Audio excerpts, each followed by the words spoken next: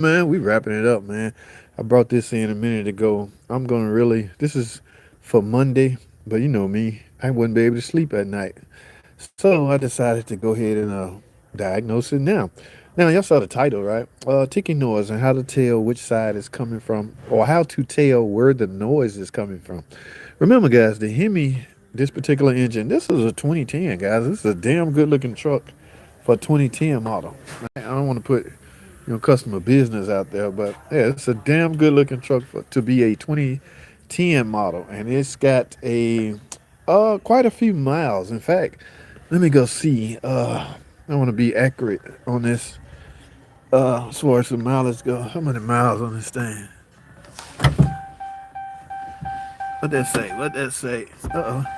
Hold on. 168.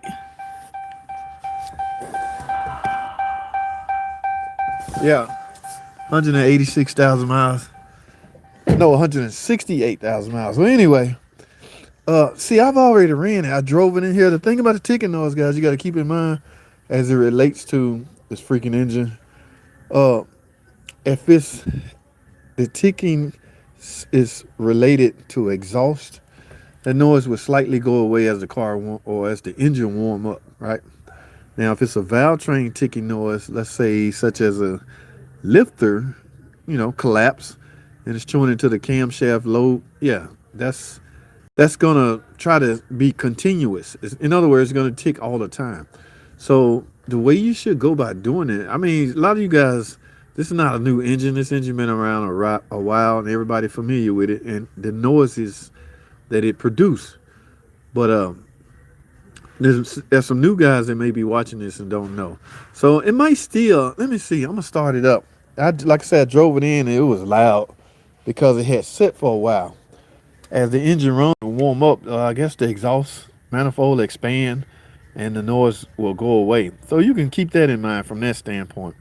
If the customer complain about a ticking noise when cold and it slowly go away, yeah, one could assume, it's still not 100% certain, but one could assume, what's with this working on Saturday? We old for this. One could assume it's exhaust related. Okay, now if you get a complaint, the customer say, it's ticking, my engine's ticking all the time, then yeah, one can assume it's the valve train. So what I'm gonna do, like I say, I drove it in, so it might be slightly warm. Let's see if it's got any noise left in it.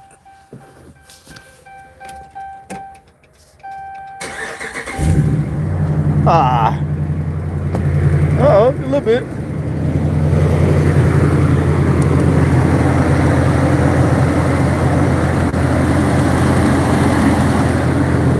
It's hard to tell. It's been running. Yeah, it was loud when I first started up. So like I say, as it warmed up, it's going away. And you can see this other shop done. I see a brand new, let me see if I get y'all some light. I see a brand new alternator. I see a brand new water pump. But they seem to ignore that. Now, I want to go out on a limb and not assume that this customer was at another shop complaining about a noise and that shop put on these parts. That's a brand new alternator, brand new water pump. Will those make noises? Absolutely. Will they make ticking noise? Not so. Okay, not bearing noise is a different type of noise. Yeah, this noise gone because the engine has ran. I drove it coming in. But I don't want to, I'm surely Cousin Pookie is sharper than that, right? Guys, if you take your car to a shop and you tell that shop you got noises under your hood, one or two things. You need to be more specific with said shop or any shop for that matter and tell them what kind of noise. Just randomly going to a shop saying I got noises, find out what that noise is. That could lead a mechanic astray. Cause he gonna think about it. The car, you just came into the shop, so it's warmed up. The noises from the exhaust is gone. So when the mechanic getting in the shop, he's gonna look around. He probably saw rust all over here. Y'all know how alternator look when the bearing wearing, little brown stuff be all right here. And he probably saw a water pump that's starting to leak. Even the belt tensioner's on there. So he probably went off that conclusion that they must be talking about these things. because I don't hear nothing else. Yeah, it's all about communication, guys. The guys that's talking to these customers have to dig out of them. Man, when are you hearing the noise? Are you hearing it when it's cold? Are you hearing it when it's hot? Do you hear it when you first start the car up? If any of her answers are yes to any of those, then your diagnosis need to go in another direction.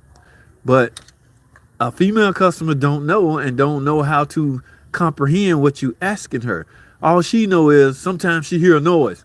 She neglect to tell you that it's first thing starting up. So I might be onto something. I might be right. I think cousin Pookie them replaced this stuff, and this lady got a different type noise. Yeah, imagine what that alternator costs. Imagine what that water pump costs. When all she needed was exhaust studs. Okay, because they broke. I got it. You can see. See, I'm live, so I ain't gonna have time to get it up and show y'all the broken. You can see it. You can see the one on the end. The manifold on the end is the one that always breaks. So I think cousin Pookie them misled this female, and but you know what? I can go tell her everything I just presumed or everything I just my opinion on this. They never gonna take it back to the other shop. They never do. Now let that have been us or any big facility that appear to have money. Just imagine if a JT the car guy did this stuff. I still got a noise, and you go to another shop. You go to Turner's shop, and Turner tell you, yes, ma'am, it's a ticking noise. JT got it wrong. Yeah, I'm headed back to JT because that shop big. We can sue them if they wrong. Yeah, some rinky-dink shops just simply is not worth your time as far as trying to argue with them. And some people scared to go back to those shops. So I guess I get it from that standpoint. But these people that come here, y'all know all the videos I make from other shops, I call them cousin Pookie shops. They never take that shit back to those shops that did that. They want us to do it, and they gonna hold us fully freaking responsible for anything that happens after we touch it. I don't get that. I don't understand it. They hold us to a different standard. And that's what bothers me when people wonder why some shops charge what they charge. Stuff like this. All right, if you're gonna hold me to a huge standard, no matter what I do, I might as well get what I get paid. Yeah, we might as well get paid. So, you cats that are always talking about y'all charge too much, blah blah. This is one of the reasons why we got to deal with. Yeah, let me stop because before I get All right, what's up in the comment section? Sounds like a Dodge. Stop it, man. Of course it's a Dodge. I run to bad cams once. These units too often. Most shops will replace the engine with a used turret instead of replacing the cams and lifts. Yeah, it depends on a lot. Depends on the budget, man. What's up? What's up, Uncle Mark? What's going on, man? I had a water pump bearing go out on my car. It's only a year old. Wow, it wasn't no Mopar alternator, I bet you. Jason, sorry to hear that, bro. Good old cuz. Yeah, man, it's crazy, man. They ain't gonna take this back to them, man. I would think the little shop should also be scared of assuming. They not. They know that lady. They'll never see this lady again. Again, I think they fixed it with all these. If you see Russ right there, Uncle Martin, you're gonna think that alternator was making noise, but you don't hear the noise at the time, so you just start looking around and finding things that will produce such a noise. So I don't know, man. I don't want to be on long. In fact, I'm about to get out. They're closing down, so that's all I'm here, man. I appreciate y'all tuning in.